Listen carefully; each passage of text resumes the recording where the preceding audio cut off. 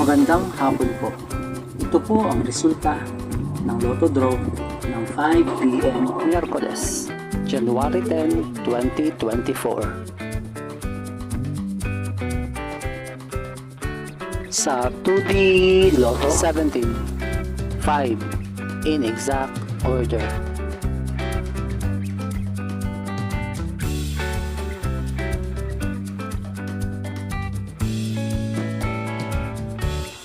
Sa 3D Lotto 0, 4, 0 in exact order.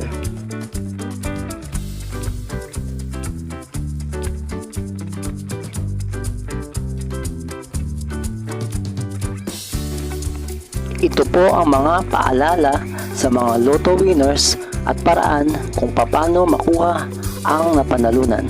Ito po ang mga paalala sa mga Lotto winners at paraan kung paano makuha ang napanalunan. Ito po ang mga paalala sa mga Lotto winners at paraan kung paano makuha ang napanalunan.